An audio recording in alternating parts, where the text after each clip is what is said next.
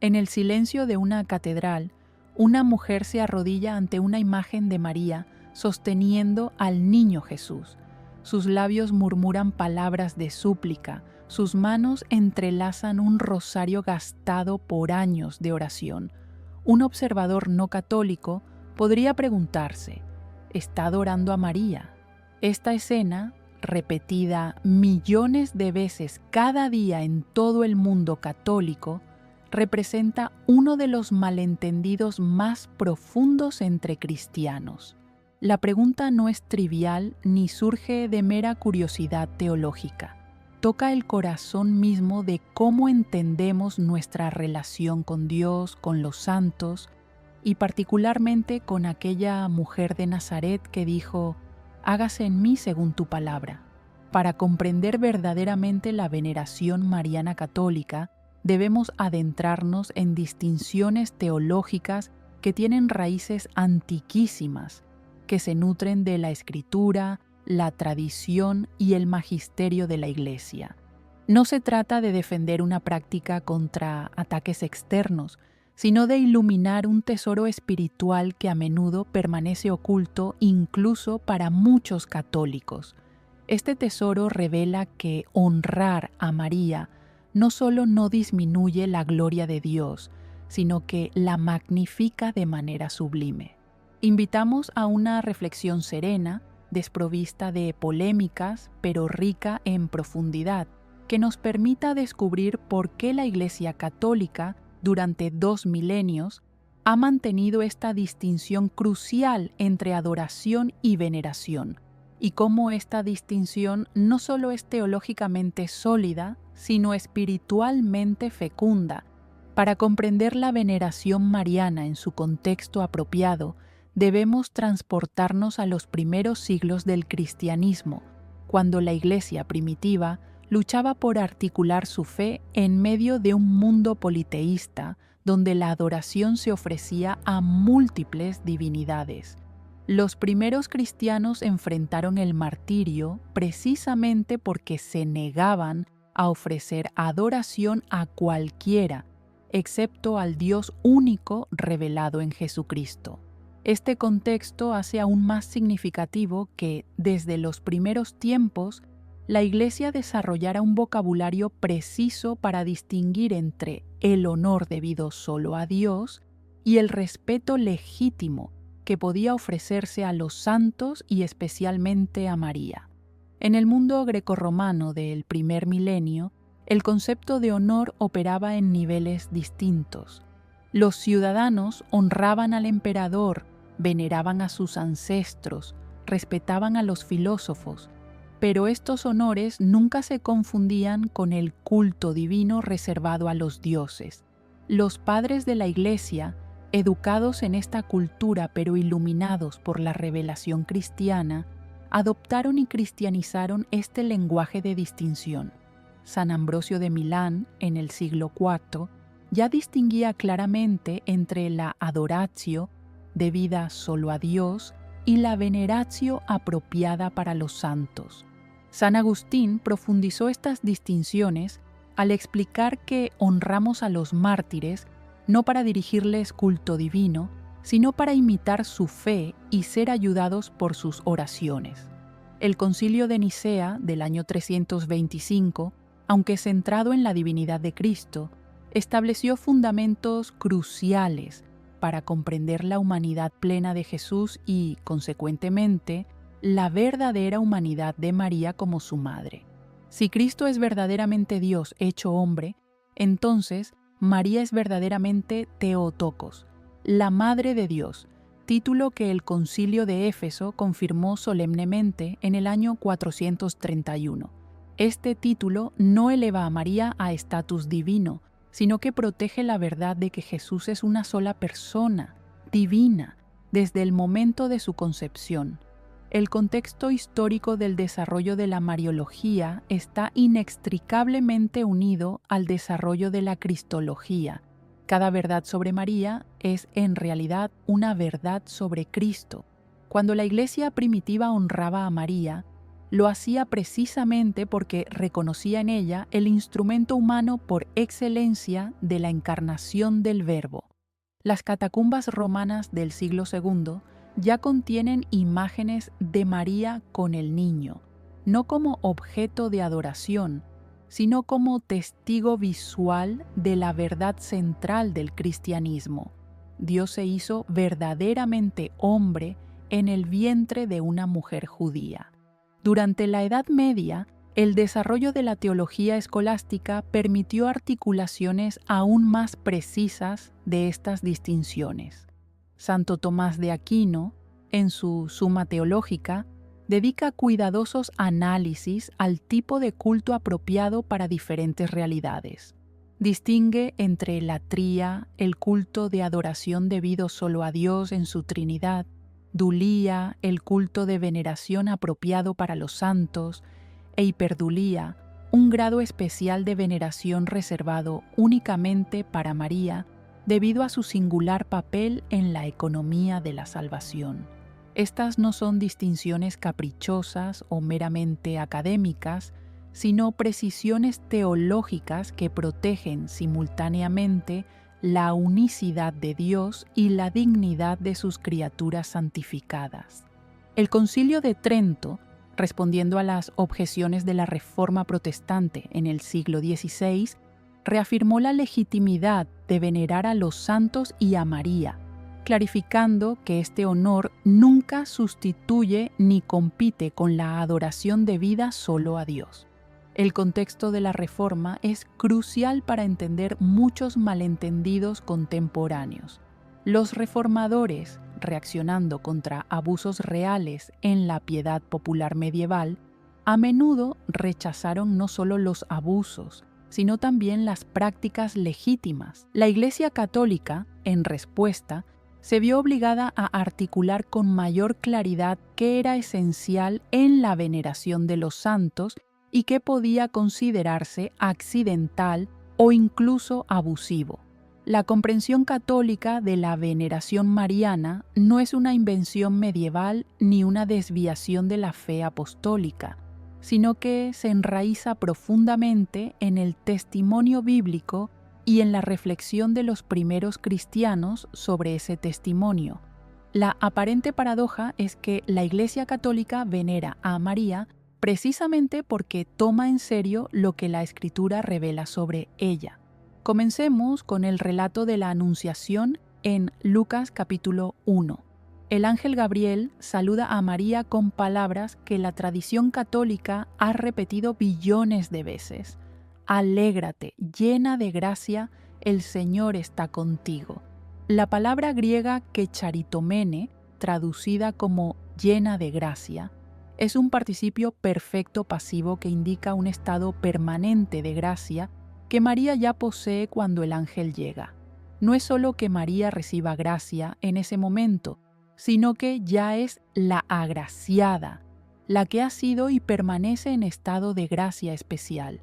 La respuesta de María, su fiat, hágase en mí según tu palabra, representa el momento cumbre de la cooperación humana con el plan divino. Aquí no hay adoración a María, pero sí reconocimiento de que Dios eligió trabajar su obra más grande, la encarnación, a través del consentimiento libre de una mujer. Inmediatamente después, María visita a su prima Isabel y ocurre algo extraordinario. Isabel, llena del Espíritu Santo, proclama: «Bendita tú entre las mujeres y bendito el fruto de tu vientre». Esta bendición no es adoración, pero claramente establece que María ocupa un lugar único entre las mujeres de la historia de la salvación.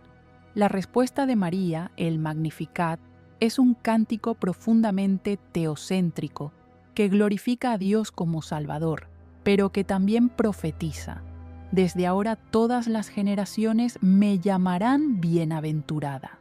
Esta no es arrogancia de María, sino profecía inspirada. Si todas las generaciones la llamarán bienaventurada, ¿no está la Iglesia Católica simplemente cumpliendo esta profecía cuando la honra? En el Evangelio de Juan, Encontramos a María en las bodas de Caná, donde su intercesión maternal provoca el primer signo milagroso de Jesús. No tienen vino, dice María a Jesús, y luego instruye a los sirvientes: hagan lo que Él les diga. Aquí vemos el patrón perfecto de la intercesión mariana. María dirige nuestra atención y necesidades a Cristo y nos dirige a obedecer sus palabras. La piedad mariana católica, en su forma auténtica, siempre sigue este patrón. Más profundamente aún, María aparece al pie de la cruz en el momento culminante de la redención. Juan registra que Jesús, viendo a su madre y al discípulo amado, dice: «Mujer, ahí tienes a tu hijo», y al discípulo: «Ahí tienes a tu madre». La tradición católica ha visto en estas palabras no solo una provisión práctica para el cuidado de María, sino un acto de maternidad espiritual extendida a todos los discípulos representados por Juan. María se convierte en madre espiritual de todos los que pertenecen a Cristo. El libro de Apocalipsis presenta una mujer vestida del sol con la luna bajo sus pies y una corona de 12 estrellas sobre su cabeza, que da a luz a un hijo varón destinado a regir las naciones. La interpretación católica ve en esta figura tanto a Israel como a María, la hija de Sión que trae al Mesías al mundo y lucha contra el dragón, símbolo del mal. Pablo, en Gálatas, habla de que cuando llegó la plenitud del tiempo, Dios envió a su Hijo, nacido de mujer. Esta simple frase, nacido de mujer, subraya la verdadera humanidad de Cristo y el papel indispensable de María en la encarnación. Cristo no apareció simplemente en forma humana, nació de una mujer real, heredó su ADN, fue nutrido en su vientre durante 9 meses, fue amamantado en su pecho. La maternidad de María no es un detalle secundario de la encarnación, sino parte integral de ella. Los padres de la Iglesia meditaron profundamente sobre el paralelo bíblico entre Eva y María. Así como Eva, la madre de todos los vivientes según la carne, jugó un papel en la entrada del pecado en el mundo, María, como nueva Eva, juega un papel en la entrada de la redención. Ireneo de Lyon, en el siglo II, escribió: «El nudo de la desobediencia de Eva fue desatado por la obediencia de María. Lo que la Virgen Eva ató por su incredulidad, la Virgen María lo desató por su fe».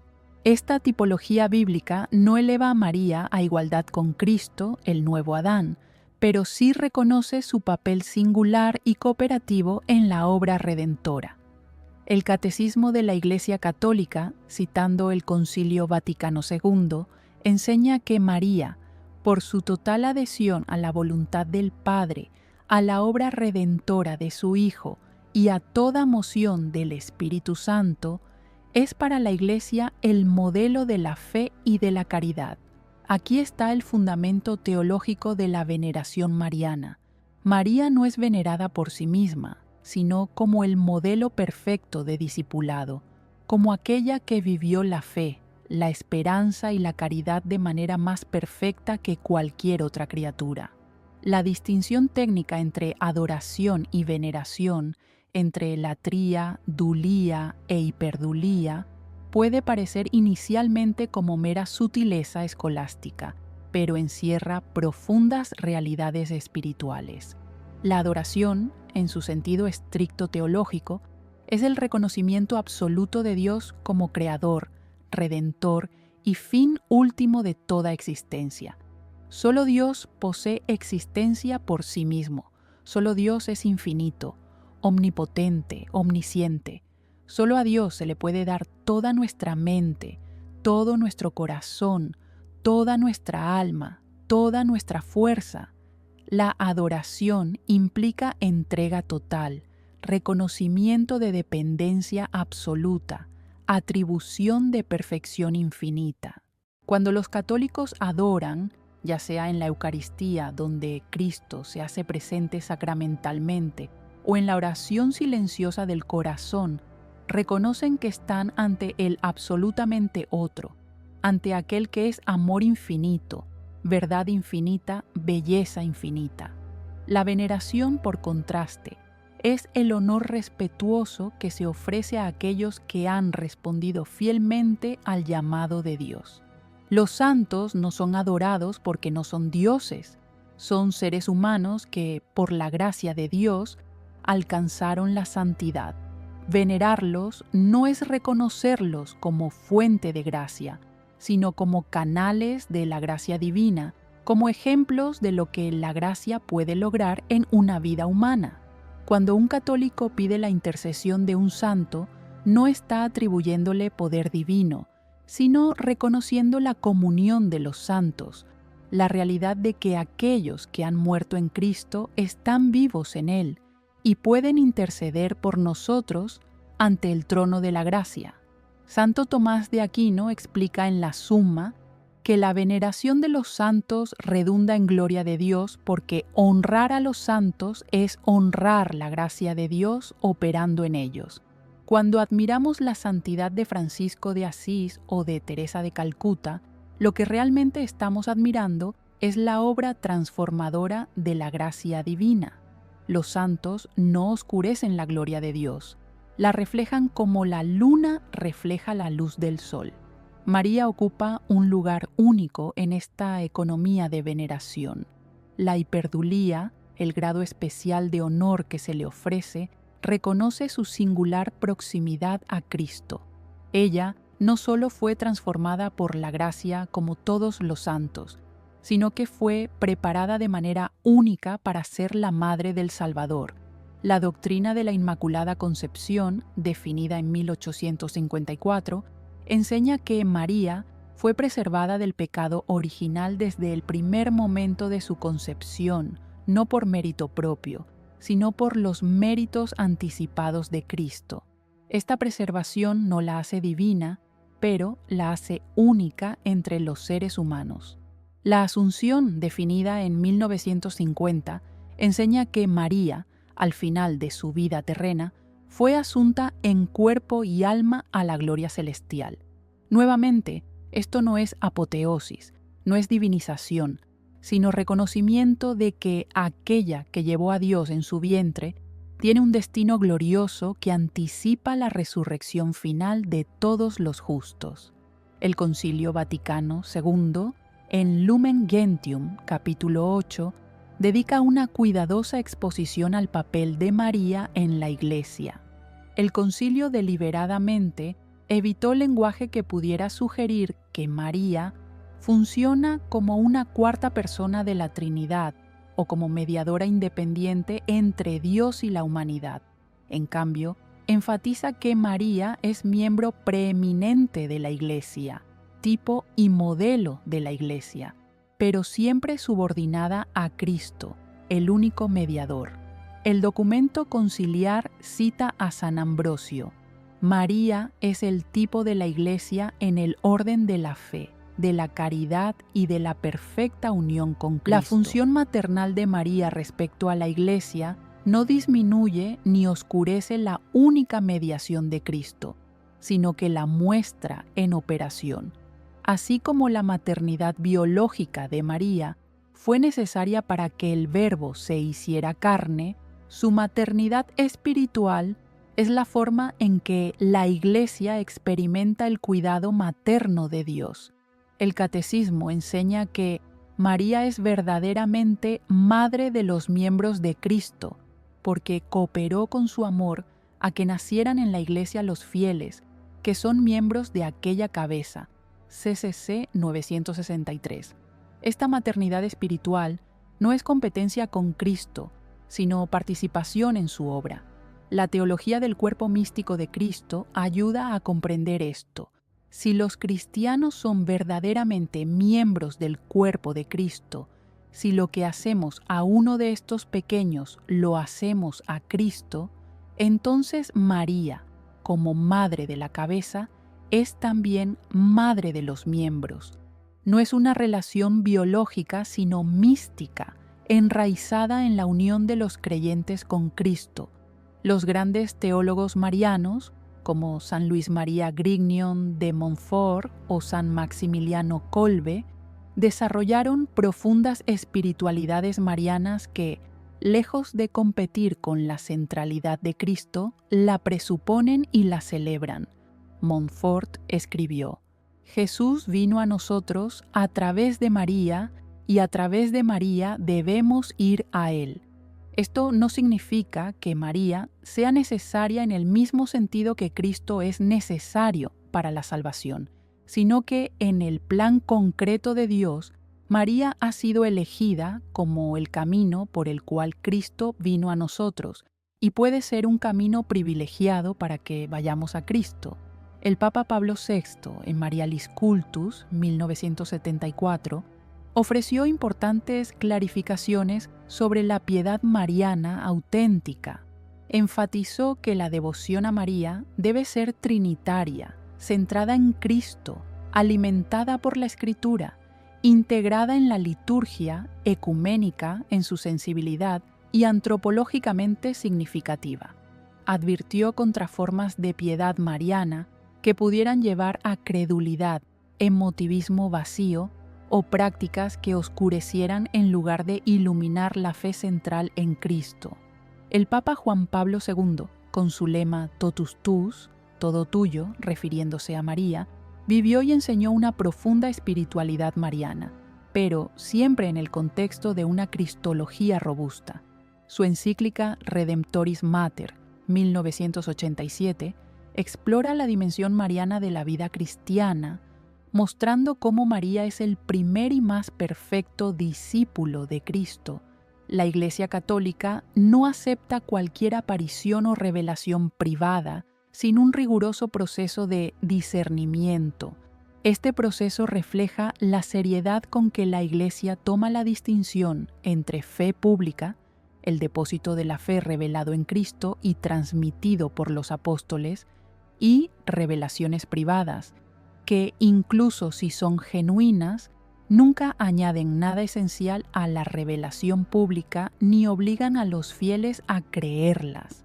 El procedimiento para investigar apariciones marianas implica múltiples niveles de evaluación. Primero, se examina la salud mental y la integridad moral de los videntes. ¿Son psicológicamente estables? ¿Buscan notoriedad o ganancia material? ¿Viven vidas de virtud? Segundo, se analiza el contenido de los mensajes. ¿Son teológicamente consistentes con la doctrina católica? ¿Promueven auténtica conversión y vida sacramental? ¿Llevan a mayor amor a Cristo y a la Iglesia? Tercero, se evalúan los frutos espirituales. ¿Resultan conversiones genuinas? ¿Se fortalece la vida de oración? ¿Aumenta la frecuencia de los sacramentos? El Concilio Vaticano II, en Dei Verbum, enseña que la economía cristiana, por ser alianza nueva y definitiva, nunca cesará, y no hay que esperar ya ninguna revelación pública antes de la gloriosa manifestación de nuestro Señor Jesucristo. Esto significa que incluso las apariciones marianas más auténticas y aprobadas no son parte de la revelación pública, no son necesarias para la salvación, y los católicos son libres de no creerlas sin poner en peligro su fe. Sin embargo, cuando la Iglesia aprueba una aparición como digna de fe, constat de supernaturalitate, está diciendo que no hay nada contrario a la fe en ella y que los fieles pueden devotamente creer en ella. Apariciones como las de Guadalupe, 1531, Lourdes, 1858, Fátima, 1917, han recibido aprobación eclesial después de investigaciones exhaustivas que duraron décadas. En cada caso, los mensajes centrales son consistentes con la enseñanza católica, llamados a la conversión, al arrepentimiento, a la oración, especialmente el rosario, a la penitencia, a la Eucaristía. María, en estas apariciones aprobadas, nunca reclama adoración para sí misma, sino que siempre dirige a los fieles hacia su Hijo. En Lourdes, María se identifica a sí misma a Bernadette como la Inmaculada Concepción, un título teológico que la joven campesina apenas podía comprender, pero que confirmaba la doctrina definida solo 4 años antes. En Fátima, los mensajes centrales sobre oración, penitencia y consagración al corazón inmaculado de María están todos orientados a la conversión y la paz. El escepticismo inicial de las autoridades eclesiásticas en estos casos es instructivo. La Iglesia no se apresura a aprobar apariciones. De hecho, la mayoría son rechazadas o quedan sin aprobación oficial. Esta cautela protege a los fieles de engaños, pero también respeta la libertad de Dios para comunicarse de maneras extraordinarias cuando lo considera conveniente. Los criterios del cardenal Lambertini, futuro Papa Benedicto XIV, desarrollados en el siglo XVIII, siguen siendo fundamentales: conformidad con la doctrina católica, virtud heroica de los videntes, presencia de fenómenos sobrenaturales verificables y frutos espirituales duraderos. Un aspecto crucial del discernimiento es que las apariciones marianas auténticas no solo no compiten con la mediación única de Cristo, sino que la subrayan. María aparece no para reclamar atención para sí misma, sino para llamar a la humanidad de vuelta a su Hijo. Como dijo en Caná, hagan lo que Él les diga. Este es el patrón constante de las apariciones aprobadas. La posición de la Iglesia sobre la veneración mariana fue definitivamente clarificada en varios concilios ecuménicos. El Segundo Concilio de Nicea, 787, defendió la legitimidad de venerar iconos sagrados, incluyendo imágenes de María, contra la herejía iconoclasta. El concilio distinguió entre la adoración debida a Dios y el honor que puede ofrecerse a las representaciones sagradas, como medios para dirigir la mente y el corazón a las realidades divinas que representan. El Concilio de Trento, 1545-1563, reafirmó la legitimidad de invocar a los santos y venerar sus reliquias e imágenes, pero enfatizó que las imágenes no poseen ninguna divinidad o virtud inherente que justifique nuestro culto, sino que el honor que les mostramos se refiere a las personas que representan. El Concilio Vaticano II dedicó un capítulo entero de Lumen Gentium a María, deliberadamente colocándolo dentro del documento sobre la Iglesia en lugar de crear un documento separado. Esta decisión fue significativa. Subrayaba que María debe ser entendida en su relación con Cristo y la Iglesia, no como una figura aislada o semidivina.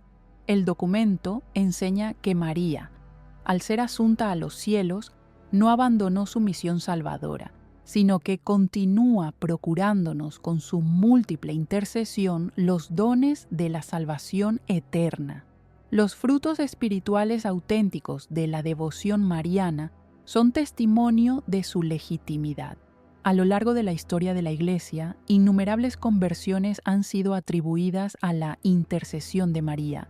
Alfonso Ratisbonne, un judío ateo del siglo XIX, experimentó una conversión dramática y repentina en 1842 al tener una visión de María en la iglesia de Sant'Andrea del Frate en Roma. Llevaba consigo, casi contra su voluntad, una medalla milagrosa que le había dado un amigo católico. Su conversión fue tan completa que se hizo sacerdote y dedicó su vida a obras de caridad. Este es solo un ejemplo entre miles documentados. El impacto pastoral de la devoción mariana es profundo. El rosario, quizás la devoción mariana más difundida, es fundamentalmente una meditación cristológica. Cada uno de sus misterios contempla un evento de la vida de Cristo, desde la Anunciación hasta su coronación en gloria. La repetición de Ave Marías no es magia ni mantra vacío, sino el ritmo suave que permite al corazón permanecer en contemplación de los misterios de Cristo. El Papa Juan Pablo II añadió los misterios luminosos al rosario precisamente para enfatizar la vida pública y ministerio de Jesús, enriqueciendo así el carácter cristocéntrico de esta oración. Las peregrinaciones marianas a lugares como Guadalupe, Lourdes, Fátima, representan algunas de las más grandes concentraciones de fe católica en el mundo. Cada año, millones de peregrinos viajan a estos santuarios, no para adorar a María como si fuera una diosa, sino para encontrar a Cristo a través de su madre. En Lourdes, más de 70 curaciones han sido reconocidas oficialmente como milagrosas por la Iglesia después de rigurosos exámenes médicos. Pero el verdadero milagro de Lourdes no es solo la curación física, sino las incontables conversiones espirituales, reconciliaciones, renovaciones de fe. Los enfermos que no son sanados físicamente a menudo reportan una sanación espiritual más profunda, paz, aceptación, renovado propósito en su sufrimiento. El santuario de Nuestra Señora de Guadalupe en México es el sitio católico más visitado del mundo después del Vaticano. La imagen de María impresa milagrosamente en el ayate de Juan Diego en 1531 se ha convertido en símbolo de evangelización. Los estudios científicos de la imagen han revelado anomalías inexplicables que refuerzan la creencia en su origen sobrenatural. Pero más significativo que las anomalías científicas es el impacto, la conversión en masa de millones de indígenas mexicanos en las décadas siguientes a la aparición.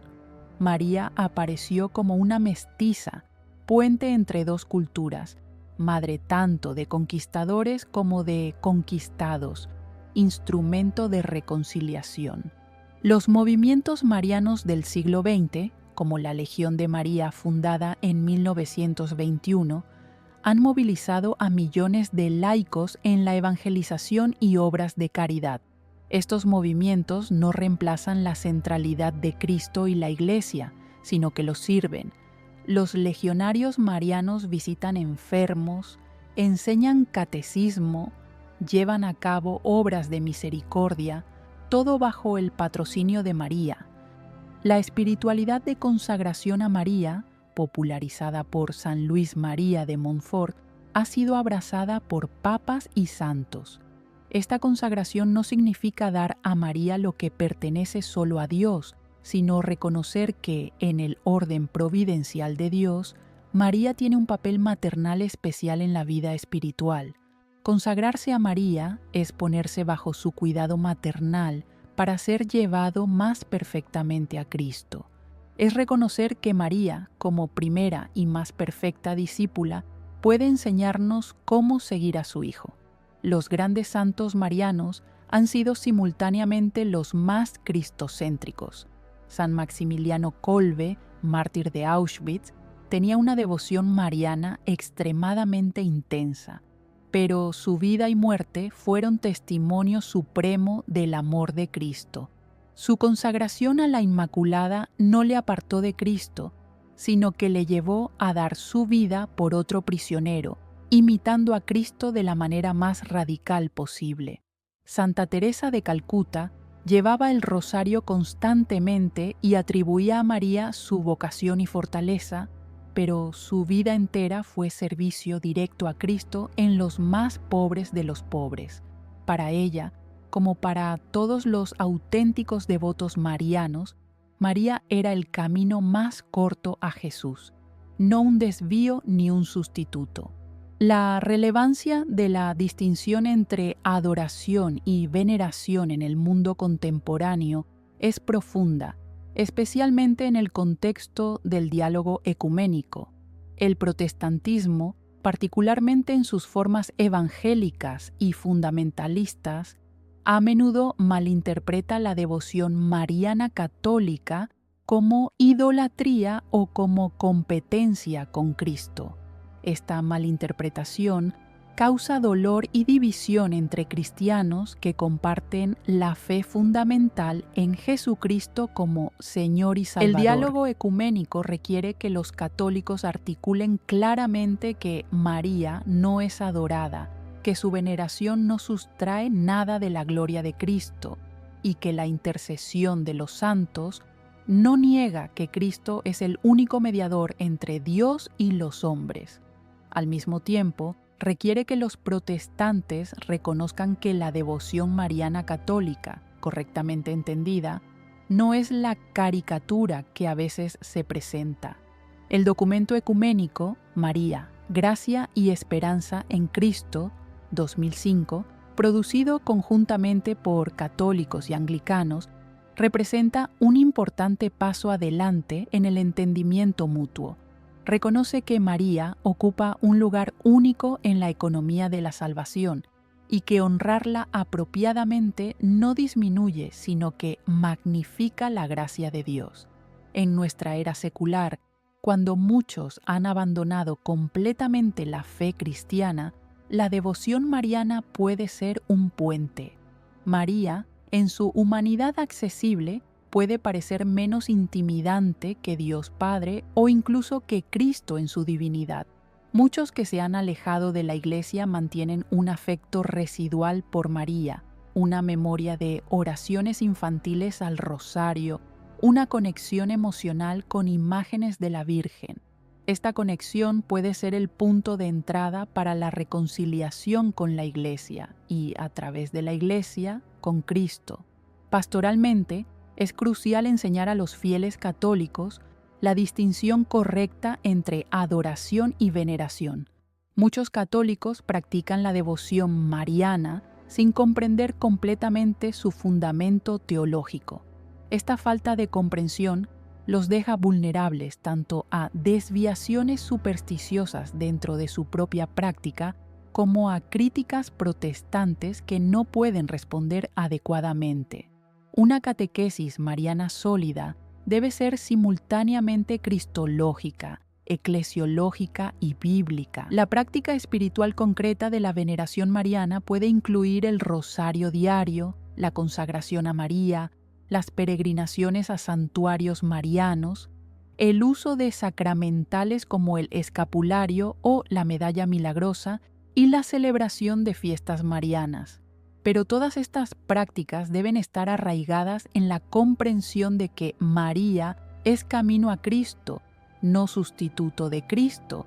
El escapulario del Carmen, por ejemplo, no es un amuleto mágico que garantiza salvación automática, sino un signo externo de consagración a María y, a través de ella, a Cristo, que compromete a quien lo lleva a vivir en gracia y buscar la santidad.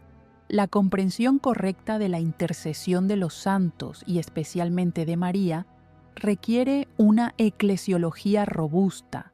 La doctrina de la comunión de los santos enseña que la Iglesia no está dividida por la muerte. Los que han muerto en Cristo están más vivos que nunca, participando ya plenamente en la vida de Dios. La carta a los Hebreos nos dice que estamos rodeados de una gran nube de testigos. Estos testigos no son espectadores pasivos, sino miembros activos del cuerpo místico de Cristo. Cuando pedimos la intercesión de María o de los santos, estamos ejerciendo la comunión de los santos, reconociendo que la Iglesia es una familia unida en Cristo que trasciende la barrera de la muerte. En el contexto de la nueva evangelización, la devoción mariana puede ser un poderoso instrumento si se presenta correctamente.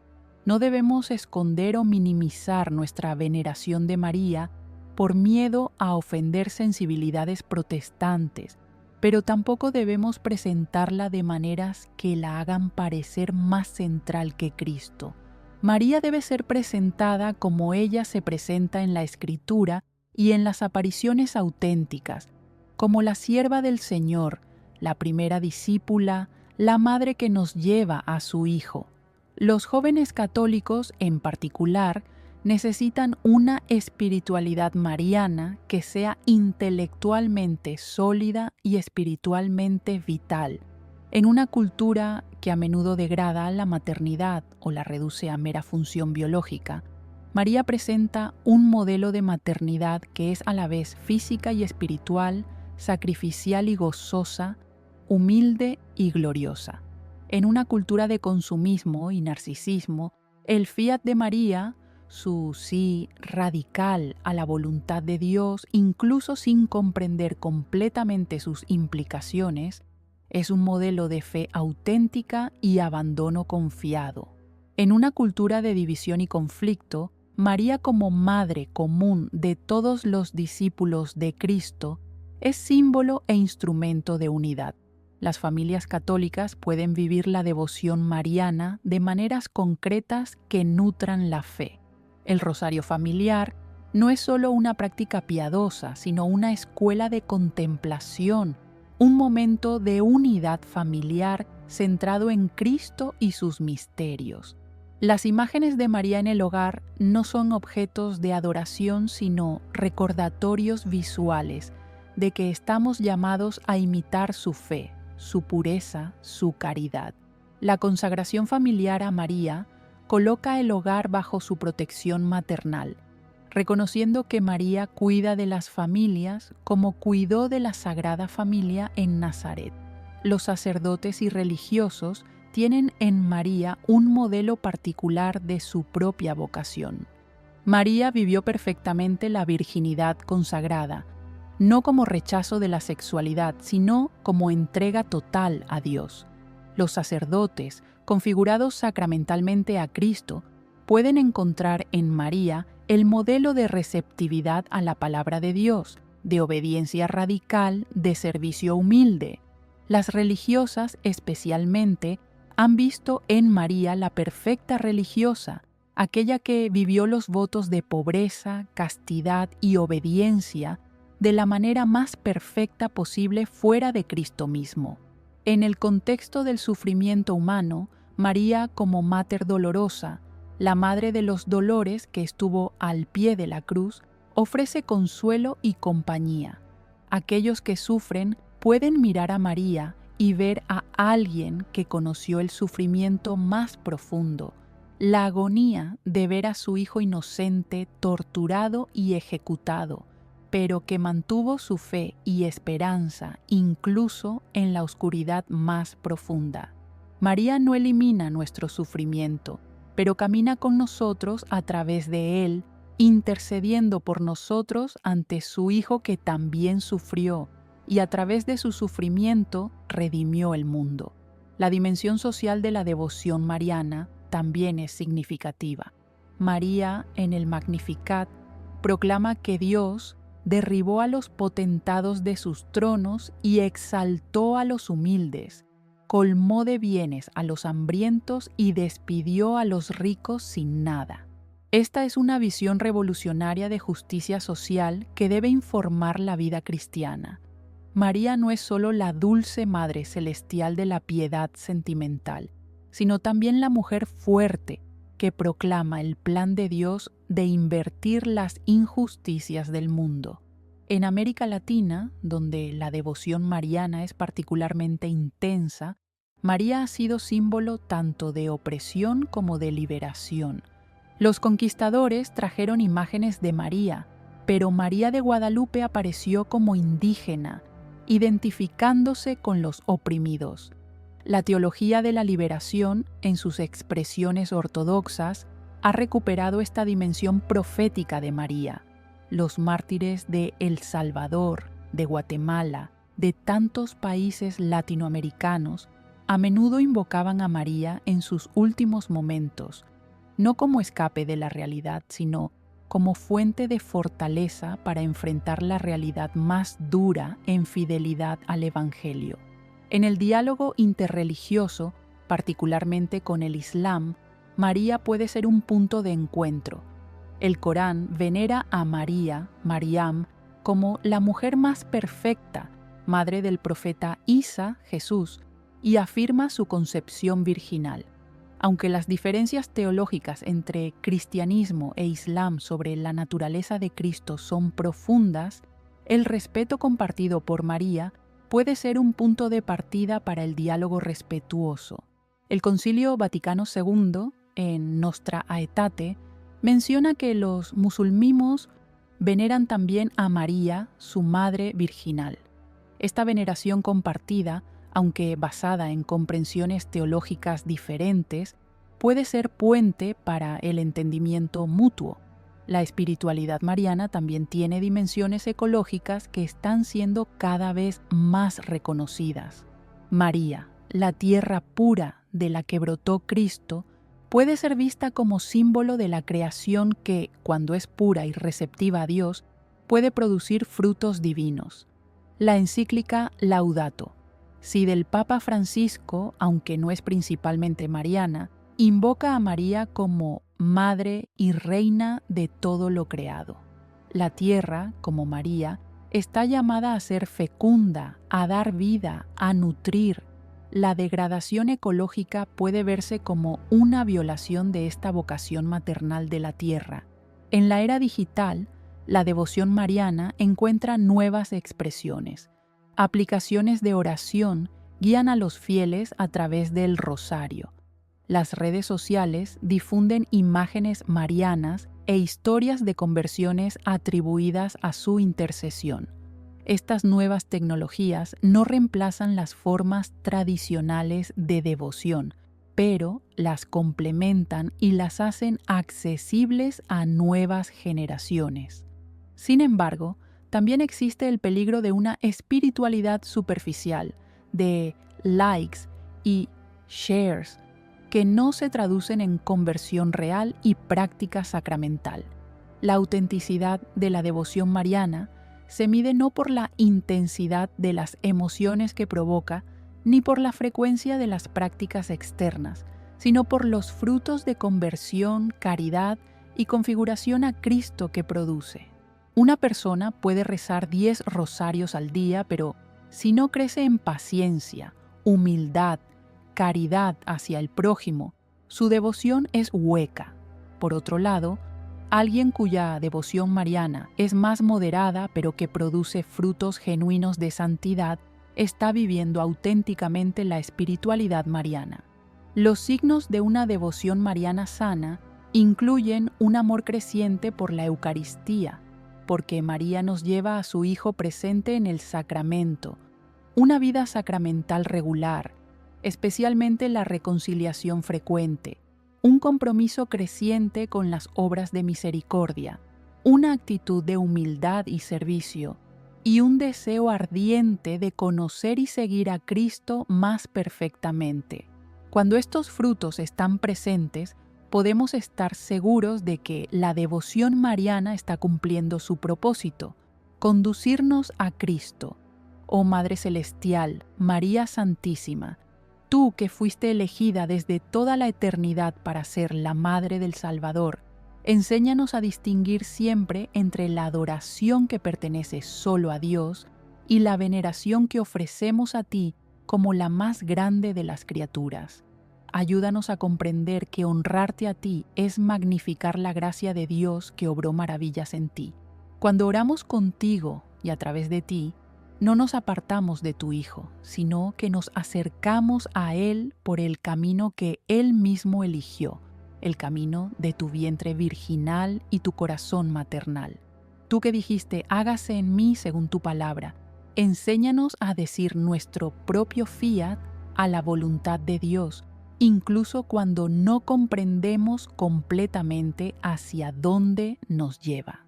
Tú, que meditabas todas estas cosas en tu corazón, enséñanos a contemplar los misterios de Cristo con el mismo amor y atención con que tú los viviste.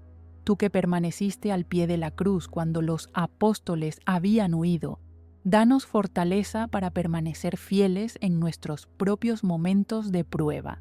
Madre de la Iglesia, intercede por nosotros ante tu Hijo para que la Iglesia pueda presentar siempre correctamente tu papel en la economía de la salvación, sin exageración que lleve a error ni minimización que niegue la verdad. Que los católicos comprendan profundamente por qué te honramos. que los protestantes lleguen a ver que nuestra veneración de ti no resta gloria a Cristo, sino que la magnifica. Que todos los cristianos podamos encontrar en ti un punto de unidad en lugar de división. María, estrella de la evangelización, guía a la Iglesia en su misión de llevar a Cristo al mundo. Que cada católico que te honra sea llevado a un encuentro más profundo con tu Hijo. Que cada rosario rezado se convierta en contemplación de los misterios de Cristo. Que cada santuario mariano sea un lugar donde los peregrinos encuentren no solo a la Madre, sino especialmente al Hijo. Protege a las familias que se consagran a ti. Guarda a los niños que aprenden a orar contigo. Fortalece a los jóvenes que buscan discernir la voluntad de Dios. Acompaña a los ancianos y enfermos que se preparan para el encuentro definitivo con tu Hijo. Virgen de Guadalupe, Nuestra Señora de Lourdes, Nuestra Señora de Fátima, bajo todos tus títulos y advocaciones, eres siempre la misma María, la humilde sierva del Señor que nos conduce a Jesús. Que tu ejemplo de fe, esperanza y caridad inspire nuestras vidas.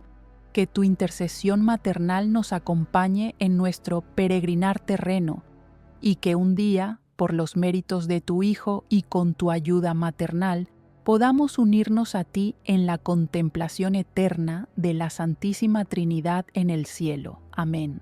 La distinción entre adoración y veneración no es una sutileza teológica sin importancia práctica, sino el corazón de una espiritualidad auténticamente católica que honra a las criaturas sin dejar de reconocer la absoluta primacía del Creador. Cuando un católico se arrodilla ante una imagen de María, cuando reza el rosario, cuando consagra su vida al corazón inmaculado, no está cometiendo idolatría, sino participando en una tradición bimilenaria que reconoce que Dios ha elegido trabajar a través de instrumentos humanos y que el más perfecto de esos instrumentos fue María de Nazaret.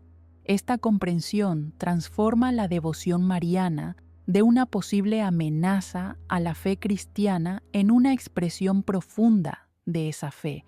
María, correctamente venerada, no oscurece a Cristo, sino que lo revela. Ella es el primer y más perfecto ícono de Cristo, la primera persona que lo llevó dentro de sí, la primera que lo adoró, la primera discípula. Al honrarla, no nos apartamos de Cristo, sino que aprendemos de la que mejor conoció cómo amarlo, seguirlo y servirlo. El llamado que surge de esta comprensión es claro: vivir nuestra fe católica con integridad, honrando a María de manera que siempre nos conduzca más profundamente a Cristo. Esto significa rechazar tanto las formas supersticiosas de devoción mariana, que la tratan casi como una diosa independiente, como el rechazo protestante de cualquier honor especial a la Madre del Salvador. Significa educar continuamente a los fieles en la correcta teología mariana, de modo que puedan explicar su devoción cuando se les pregunte y vivirla de manera que produzca frutos evangélicos evidentes. Significa integrar la devoción mariana en una vida sacramental robusta, especialmente la Eucaristía y la reconciliación. Significa permitir que María nos configure a Cristo, imitando su humildad, su pureza, su caridad, su fiat incondicional a la voluntad divina. María, en el designio de Dios, es puente entre el cielo y la tierra, entre la divinidad de Cristo y nuestra humanidad. Venerarla correctamente es caminar sobre ese puente hacia el encuentro definitivo con Dios, no detenerse en el puente como si fuera el destino final. Cada Ave María debe llevarnos a un Padre Nuestro más profundo. Cada consagración a María debe resultar en una entrega más completa a Cristo. Cada momento de contemplación del rostro de la Madre debe abrir nuestros ojos a la gloria del Hijo. Así vivida, La devoción mariana no es desviación del cristianismo auténtico, sino expresión de su riqueza, profundidad y belleza. Es reconocimiento de que Dios, en su infinita sabiduría, eligió entrar en el mundo no de manera abstracta o desencarnada, sino a través del sí de una mujer concreta, y que esa mujer, por ese motivo, merece un honor único entre todos los seres humanos, un honor que nunca alcanza el nivel de adoración, pero que supera ampliamente el simple respeto. Que María, Madre de Dios y Madre nuestra, continúe guiando a la Iglesia hacia su Hijo, intercediendo por nosotros ahora y en la hora de nuestra muerte, y conduciéndonos finalmente a la contemplación eterna de la Santísima Trinidad en la patria celestial.